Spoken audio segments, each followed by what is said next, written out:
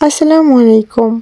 আলহামদুলিল্লাহ, বিয়ের পর আমরা প্রথম লং জার্নি করতেছি, সেটাও আবার কক্সবাজার। বিয়ের প্রায় 1 বছর প্লাস হয়ে গেছে, আমরা দূরে কোথাও ঘুরতে যাইনি। আমরা যাচ্ছিলাম স্লিপার কোচে, এটা হচ্ছে সেন্ট মার্টিনের হুন্দাই বাস।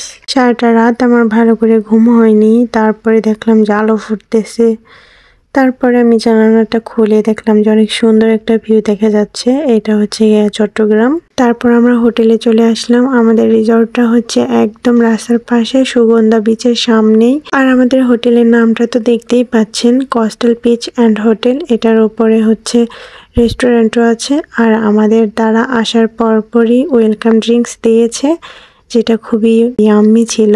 আমরা ওয়েলকাম ড্রিঙ্কস নিয়ে একটু ঢং করতেছিলাম। আমার হাজব্যান্ড ওইখানে যাবতীয় কাজকর্ম শেষ করতেছিল। আর আমি রুমে আসার পরে ভীষণই সারপ্রাইজ ছিলাম, কারণ এটা আমার একদমই আনএক্সপেক্টেড ছিল। তারপর আমরা ফ্রেশ হয়ে আর দেরি না করে আমি বায়না ধরলাম যে আমি বিচে যাব, আমি বিচে যেয়ে একটু গোসল করব। ওরা সবাই না করতেছিল, কিন্তু আমি শুনতেছিলাম না, কারণ আমার খুব মন টানতেছিল যে আমি বিচে যাব, বিচে গিয়ে গোসল করব। তারপর এখান থেকে সানগ্লাসটা নিয়ে বিচে গোসল দেওয়ার আগে আমি হারিয়ে ফেলছি। সাগর পাড়ে আসতে না আসতে এরকম একটা দৃশ্য দেখে ভীষণই এনজয় করতেছিলাম। একটা ভাইয়াকে বালুর নিচে পুঁতে দিচ্ছিল, এইটা দেখে আমি ভীষণ খুশি হয়েছিলাম। এটা আমার সেকেন্ড বার সাগর পাড়ে আসা। আমি প্রথমবার এসে সাগরের প্রেমে পড়ছিলাম। এই সাগরের পাড় আমাকে প্রচুর টানে, আমার খুব বেশি ভালো লাগে। আমি এখন পর্যন্ত পাহাড় দেখিনি, কিন্তু সাগর আমার খুব পছন্দের একটা জায়গা। আর এই জায়গায় আমি আমার ননদ দৌড়াদৌড়ি পারতেছিলাম। আমার হাজবেন্ড বলতেছিল, তুমি কি আর বড় হবে না, বাচ্চাদের মতো এরকম দৌড়াদৌড়ি পারতেছ।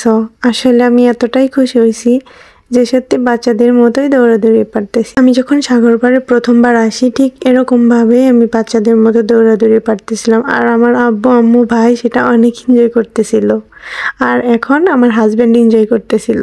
আমি কিন্তু অনেক ভয় পাচ্ছিলাম, দূরে যাচ্ছিলাম না, কারণ আমার ঢেউ অনেক ভয় লাগে। যখনই ঢেউ আসে তখনই আমার বুকের ভেতরটা কেমন করে ওঠে। আমি আমার ননদ বালু দিয়ে পাহাড় বানাচ্ছিলাম, কিন্তু সফল হতে পারছিলাম না কোনোভাবেই। ঢেউ এসে আমাদের পাহাড়টা ভেঙে দিচ্ছিল বারবার। অবশেষে একটুখানি বানাইছিলাম। তারপর আমার হাজবেন্ড ডাকাডাকি শুরু করলো যে চলো, অনেক হয়েছে, এখন ঠান্ডা লেগে যাবে, ভেজা কাপড়ে আসো। তো আর কি, যে এইভাবে সেই কাজ, এই অসম্পূর্ণ কাজটা রেখে আমাদের চলে যেতে হচ্ছে। খুব কষ্ট হচ্ছে, তোমাকে শেষ করতে পারলাম না। আর সামনে দেখলাম এত সুন্দর একটা সাদা ঘোড়া। যাই হোক, এখন আমরা রুমে চলে যাচ্ছি। দেখা হবে নেক্সট ব্লগে। ততক্ষণে চোখ রাখুন আমার পেজে, লাইক, কমেন্ট আর শেয়ার করে আমাকে কিন্তু অবশ্যই ভালোবাসা দিবেন। আল্লাহ হাফেজ সবাইকে।